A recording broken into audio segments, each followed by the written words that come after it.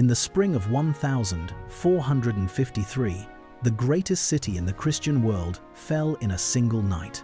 Constantinople, Rome's heir, the guardian of civilization itself, collapsed after an Ottoman siege that had lasted weeks. Historians point to superior Ottoman artillery, the exhaustion of Byzantine defenders, and the failure of Western Christendom to send reinforcements. But there is one cause that almost never makes the textbook: fish sauce. Specifically, the collapse of the ancient fish sauce trade networks that had quietly funded Byzantine military capacity for centuries, cutting off the salt-preserved protein supply that kept garrison soldiers alive through long sieges.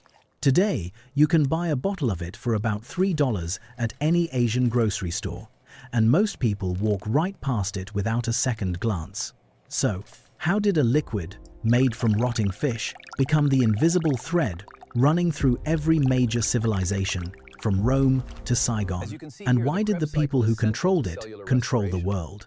To understand fish sauce, you have to start with biology. The human body requires a constant supply of amino acids to survive, and the brain in particular cannot function without glutamate, the neurotransmitter that allows neurons to fire signals across synapses. When fermented fish breaks down, it produces free glutamates at a concentration far higher than almost any other food source in the ancient world.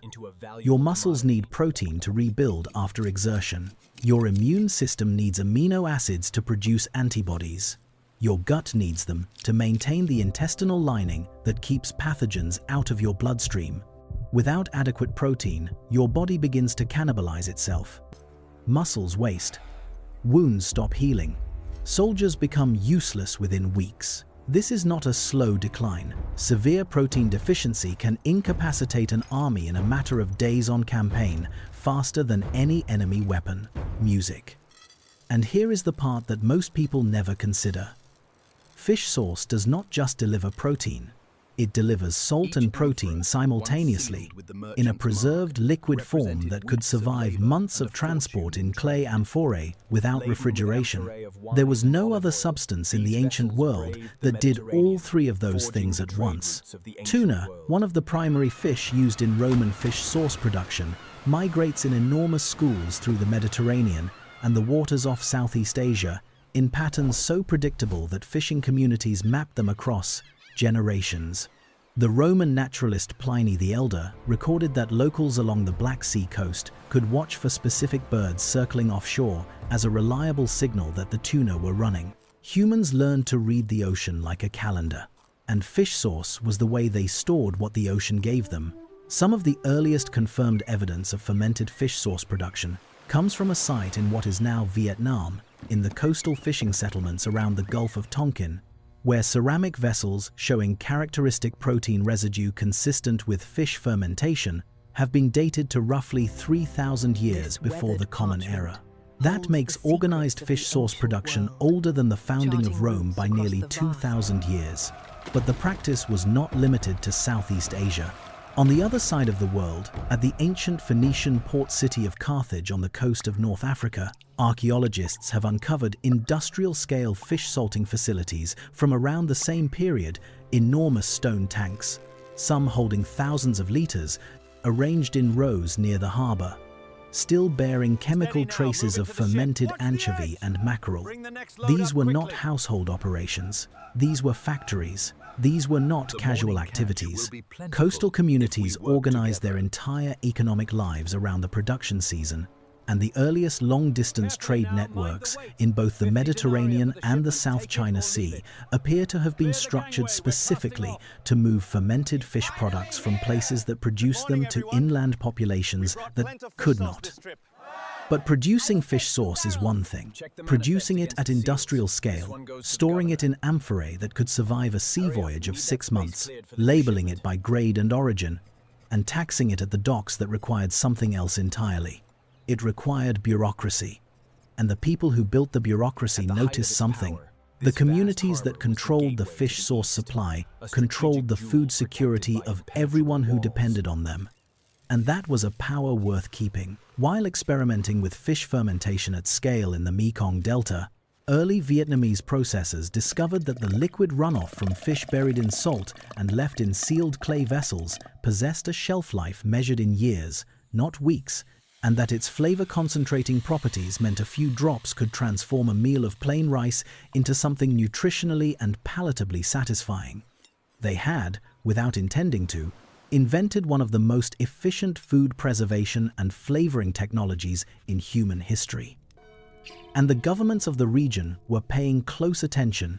By the time of the Han Dynasty, around 200 BCE, Chinese imperial administrators had begun documenting the fish sauce trade flowing south from coastal provinces as a taxable commodity worth monitoring alongside silk and bronze.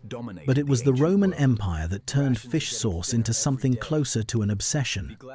The Romans called it Garum, and by the 1st century CE, it had become the single most ubiquitous condiment in the empire, present in the kitchens of emperors and the rations of legionnaires alike. The best grades of garum, produced from the blood and entrails of Atlantic tuna caught off the coast of what is now Spain and Portugal, sold for prices that rivaled fine wine. A single small amphora of premium garum from the Baetica coast could cost the equivalent of a week's wages for a skilled craftsman. The Roman state did not leave this market uncontrolled. Fish sauce production facilities in Hispania and North Africa operated under licensing arrangements that funneled tax revenue directly to the imperial treasury. The town of Pompeii, before Vesuvius buried it in 79 CE, was one of the major garum production centers of the empire, and when archaeologists excavated it, they found not charred loaves of bread in the ovens, but industrial fermentation vats built directly into commercial premises on the main street, next to shops and homes, because the smell was simply a fact of civic life that nobody questioned. Music. The Latin word for the fish sauce trade allowance, issued to licensed producers, was, in some administrative documents, linked to the same root vocabulary used for food preservation. Contracts more broadly, and the linguistic fingerprint of garum is still present in the word brine, which traces back through medieval salt fish trading to the specific liquid produced by fish fermentation. Every time you taste something described as savory in English, that word, derived from the Latin sapor, originally described the specific flavor profile that garum produced. You are using a 2,000-year-old Roman tasting note without knowing it.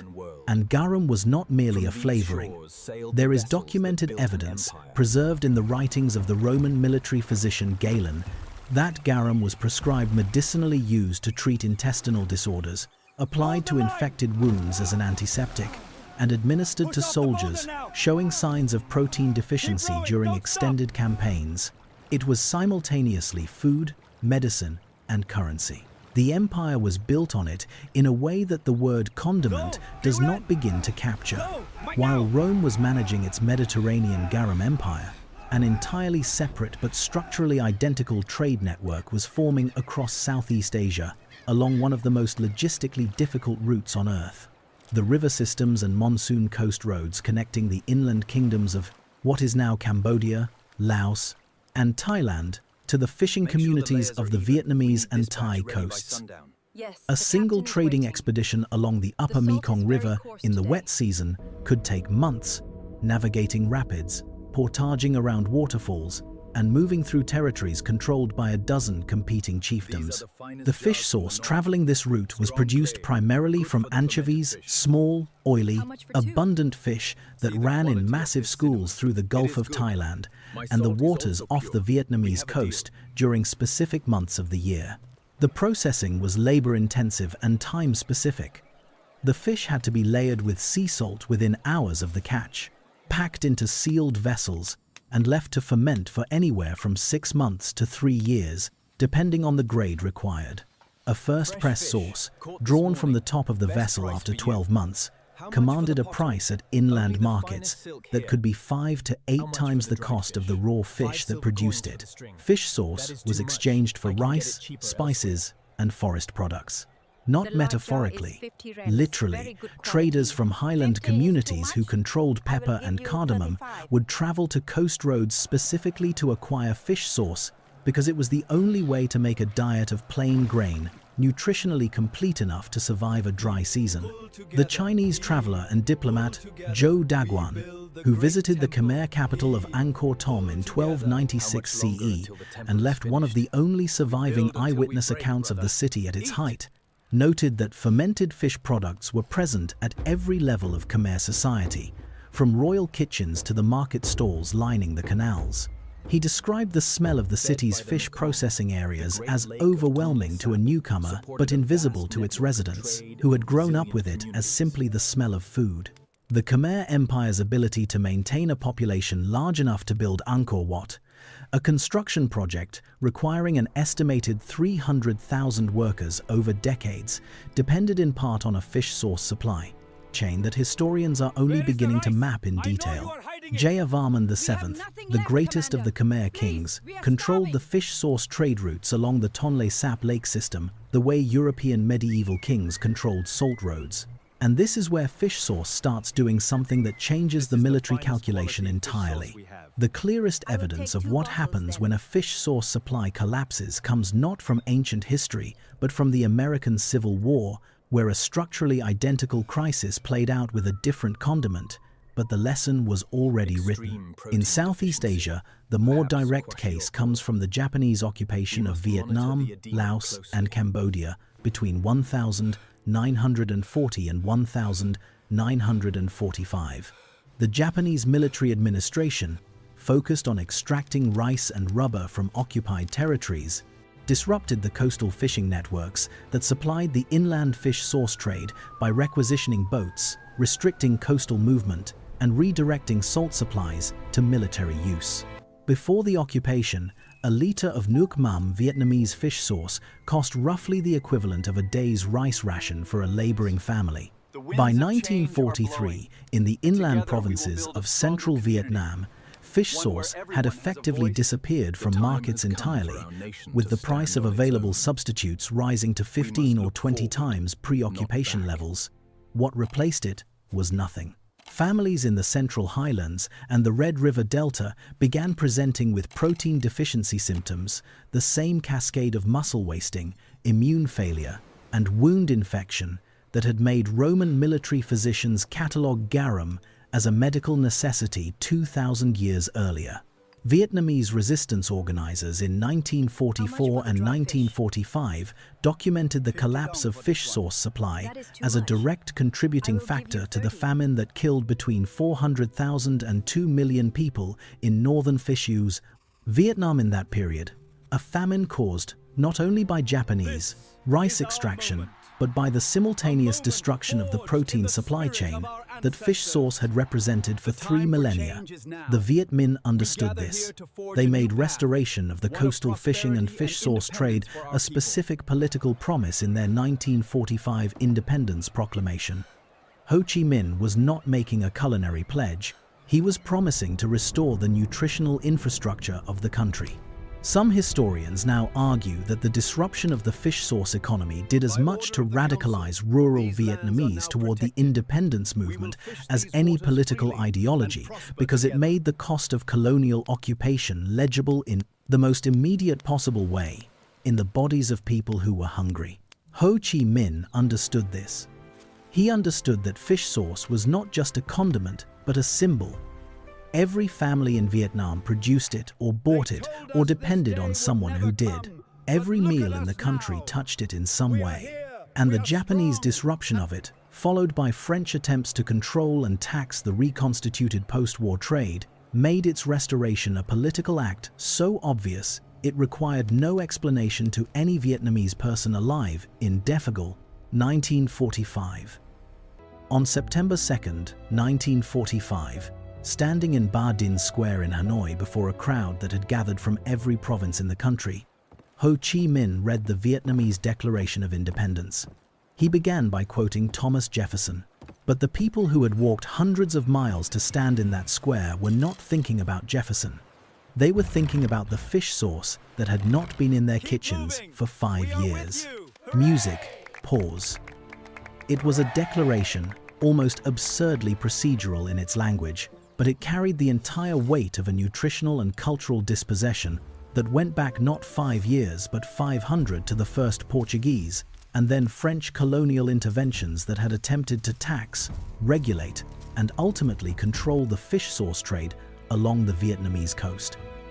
In the weeks after the declaration, fish sauce production resumed along the coast of Phu Quoc Island, the same island whose fish sauce had been famous for 300 years, and the restored supply moving northward through the country was documented by Viet Minh organizers as having a measurable effect on morale and physical capacity in communities that had been depleted for years. The fish sauce did not end French colonialism overnight. The war that followed lasted another 9 years. But the restoration of the fish sauce trade restored something that no military victory alone could have, the sense that the country's nutritional sovereignty had been reclaimed. All because of fish sauce. And then, almost anticlimactically, fish sauce stopped being scarce. The industrial canning and bottling technologies that transformed food production globally in the late 19th and early 20th centuries reached Southeast Asia in the post-war period, and with them came standardized production facilities, mechanized salting equipment, and refrigerated transport that could move product from coastal factories to inland markets in days rather than months. A family operation in Phu Quoc that had produced 200 or 300 liters per season using traditional clay vessel fermentation could not compete in price with a factory on the outskirts of Ho Chi Minh City producing 10,000 liters a day. Music. The traditional 3-year fermentation cycle that produced the highest grade first press sauce began to be replaced by accelerated processes using temperature control and enzymatic additives that could compress the fermentation timeline to 3 months. The flavor was different. Most food scientists and chefs who have tasted both agree on this, but for industrial purposes it was close enough, and the price was dramatically lower. Today, the world produces roughly 400,000 tons of fish sauce annually. The major producing countries are Vietnam, Thailand, and the Philippines. The product that once funded the Khmer Empire and supplied the Roman legions is now sold in liter bottles for under $5 at supermarkets on every continent. The same liquid that Zhou Daguan described as filling an entire city with its presence is now a brown bottle in the back of a Western refrigerator, used once for a recipe and then forgotten for 2 years. Something was gained. The protein that fish sauce delivers, the glutamates, the amino acids, the salt, is now accessible to populations that could not have afforded it 2 generations ago. Something was also lost: the knowledge of how to make it. The specific combination of local anchovy species, hand-harvested sea salt, traditional clay vessels, and multi-year fermentation cycles exists now in perhaps a few hundred families on Phu Quoc and a handful of artisan producers in Thailand. The rest has been replaced by a standardized industrial process that produces a consistent product that is not quite the same thing. And this is where fish sauce starts asking a question that has nothing to do with food. And there is something both wonderful and strange about that. For 3,000 years, fish sauce shaped the nutritional and economic fate of civilizations. It determined which armies could campaign through a wet season and which ones collapsed from protein deficiency. It decided which inland kingdoms could sustain large populations and which ones remained small. It funded imperial treasuries, built trade routes across monsoon coasts and river systems, and made the difference between a meal that sustained a person and one that merely kept them alive another day. People were taxed for it, imprisoned for attempting to produce it without a license, and organized politically to reclaim access to it. Kings monopolized it, empires built bureaucracies just to regulate its movement, and colonial administrations understood, even if they never said so explicitly, that controlling fish sauce was controlling the nutritional sovereignty of entire peoples. And now you can find it on the bottom shelf of a grocery store between the soy sauce and the rice vinegar, and nobody considers it remarkable at all. That gap between what fish sauce once was and what it is now tells you something important about how civilizations work. The things that feel permanent and inevitable. The power structures built around controlling a resource, the hierarchies maintained by restricting access to nutrition, the economic systems organized around scarcity are often built on foundations that can shift in a single generation. The Roman Empire felt permanent. The Khmer Empire felt permanent. French colonial control of the Vietnamese fish sauce trade felt permanent. The idea that fish sauce would always be precious, always be strategic, always be worth dying for, felt permanent. None of it was. You can see this pattern repeating across history with other resources. Today, it is data, specifically the personal behavioral data that technology companies extract from billions of users and use to fund advertising systems of almost incomprehensible scale. Data determines which companies survive and which ones collapse. It funds political systems, shapes information environments, and gives its holders a power over populations that the Han Dynasty salt monopoly administrators would have recognized immediately. But the technology is already changing the equation. Just like industrial fermentation, technology changed it for fish sauce. Decentralized data architectures and privacy regulations are already beginning to erode the scarcity model that makes data so valuable. One day, probably sooner than most people expect, data might follow the same path from the most strategically important resource of its era to something so abundant that nobody thinks twice about it. Fish sauce did not stop mattering because it became less useful. The human body needs glutamates and amino acids just as much as a Khmer laborer building Angkor Wat needed them 1,000 years ago. What changed was access. So the next time you reach for that bottle, the one with the Vietnamese label you can't quite read, the one that smells briefly, sharply, and completely ancient when you open it, take a second to think about what you are holding. You are holding something that kept Roman soldiers alive in winter campaigns in Germany. That funded the construction of a temple complex so large it can be seen from space.